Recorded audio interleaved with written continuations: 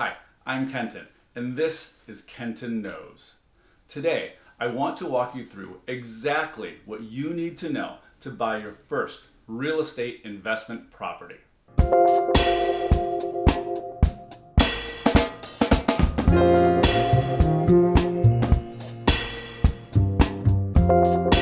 Big picture. When buying your first investment property, it doesn't matter how much research you've done, you are going to make mistakes. But don't worry, we have all been there and you'll learn from them. So, my advice, buy something smaller for your first property. You will learn by going through the full process, and although you probably won't make a lot of money, it will also be less likely you'll lose any. Also, you may decide this isn't for you after the first one as well, so a smaller property is definitely the safer route for your first deal. It doesn't matter if you start with a condo, townhome, duplex, or single family. Just stay on the lower end, plan to do some renovation work, and add value. If you have the option, I'd recommend a single family or duplex, but that's just because I really like to own actual land, and I don't like to have to worry about a homeowners association or HOA if I can avoid it. HOAs. The reason I don't like HOAs is that the association fees go to paying a management company, building up the reserves, and projects that owner residents value, but landlords and renters do not. So your dues may pay to redo the landscaping or lobby every few years, but you are unlikely to get higher rents due to those updates. And these added expenses are completely outside your control, while they continue to reduce your profitability. Adding value. Let's go back to adding value. The way to make money in any business is by adding value, and real estate is no different. The largest returns are from finding a property that is being underutilized. This can be a rundown property that just needs to be updated to get higher rents, or it can be more dramatic, like a single family that is zoned for multifamily and you build more units on the property to get a higher return. Of course, there is a multitude of other variations, but the bottom line is, how are you going to add value? When I say value, I'm not talking about reducing expenses, managing it better, getting a better loan, or saying you care about the property more. None of those are adding value to the property. Yes, those things may enhance your return, but they aren't adding value the way adding a bathroom, updating the kitchen, changing the layout, or adding curb appeal can actually increase the market value and rental rates of the property. Finding a deal. There are a lot of resources out there with a ton of advice on how to get the best deal. And in my opinion, you do make most of your return on the buy. But you won't be able to recognize a deal unless you really know your market. So yes, you do need to find a good deal. And yes, it isn't easy. You are competing with much more experienced investors. But don't worry, there is enough to go around. So here's my advice on how you can find a deal on your first investment property. Know your area. You need to know the area you want to be in. Is there a school district, public transportation, highway, or downtown area that is more desirable to be near? Are there boundaries you need to stay within? What are the properties selling for, and what are the rents? You absolutely need to be an expert in your area. You can't analyze any deal if you don't know the value of the property or the rental rates you can get. And I highly advise against blindly listening to anyone giving you these inputs, as their compensation usually depends on you buying the property. If you can't determine the inputs, your analysis will be worthless, and you'll never know what a good deal is when you see it. I can't stress this enough. You must know your market and be ready to buy as soon as you see an opportunity, or someone else will jump on it first. Realtors. There are usually a few realtors who sell the majority of the distressed properties in each area. Look at the closed properties to find them. Reach out to see if they might be willing to work with you and let you know when they have a property that meets your criteria. You don't need to sign an agreement with them. Have one of these agents set up a search for you and email you updates every day. You can also set up your own search on various websites, but realize all the listings will be pulled from the same MLS. There seems to be a lot of talk of off-market properties as if those are always the best deal or the best place to look. I personally don't agree with that belief. The problem right now is a very low inventory in most parts of the country. So we are in a unique situation which I don't think will persist for very long, but we are searching for people who, for whatever reason, haven't yet listed their property for sale.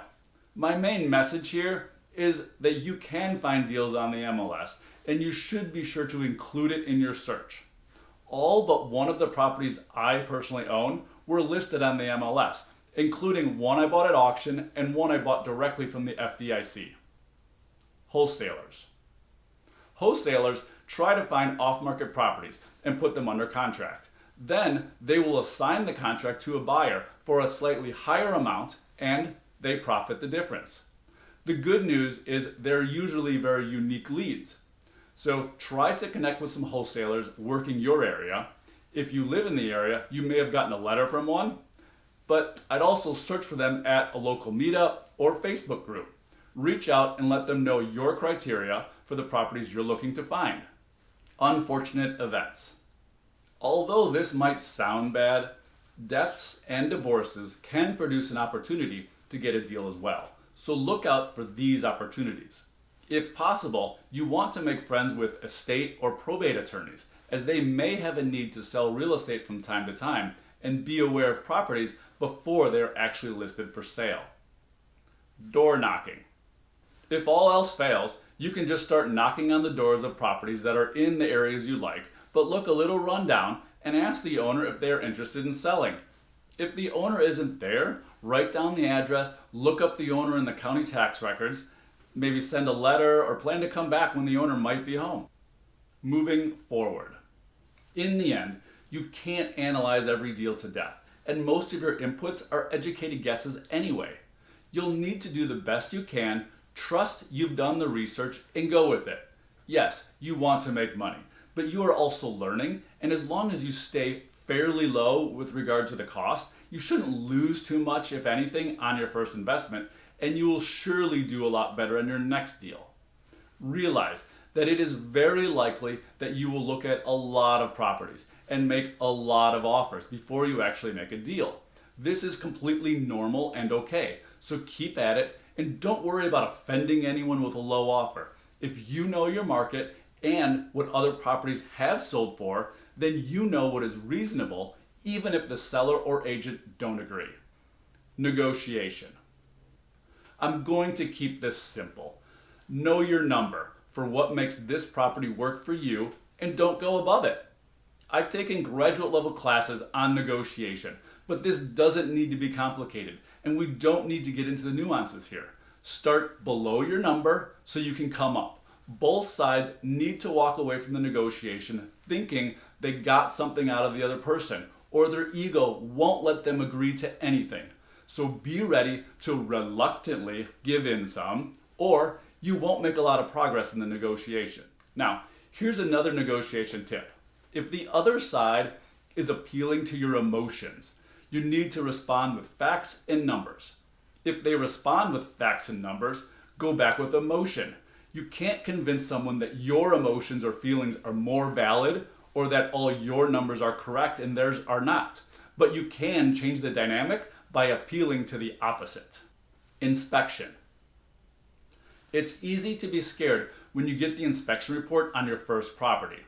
Realize that the inspector needs to tell you everything they see or might be a problem to cover themselves. Many of the items probably don't need to be fixed or replaced right away. Think about your own house or the house you grew up in. There were always things you planned to fix, but never did, and you live with them. It's the same with everyone else's house as well. So don't get scared, just put a cost to the items and use the report to negotiate a credit. But don't let it kill your deal and don't ask the seller to fix anything, just get the credit. Normally, the seller still wants to sell and they can acknowledge there are issues, so if you can quantify them and get a credit, you should be able to move forward with a lower price and fix them after closing. Adding value. I personally prefer to get a property that needs at least some light renovation, as making improvements will add value and it will give you some incredibly valuable experience for your next deal.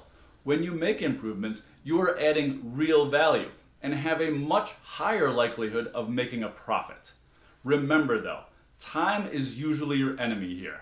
Once you have the property under contract, you need to get to work planning so you can hit the ground running the day you close. The faster you either get it rented or back on the market to sell, the greater chance you have to make a profit. Carrying costs can eat away at your profit very quickly. One project. As a beginner, don't take on more than one project to start. You are learning, so see it through and pay attention to the details. Learn every step of the way so you can do it better next time. Just do it. If this is something you really want to do, you need to get experience and learn every step of the way. Get out there, learn your market, make contacts, and start making offers. Plan to make a lot of offers and expect to be rejected. It's part of the business. Don't get discouraged, but also don't be afraid to pay a little more for a great property. Start small, so your mistakes are also smaller. You can go bigger as you gain experience. Remember, you need to add value to make money. Good luck. I hope you have enjoyed this video. If you'd like to see more of my videos, you might consider subscribing and clicking on the bell. Please like the video and leave me any comments you might have as well. Thank you for watching Kenton Knows.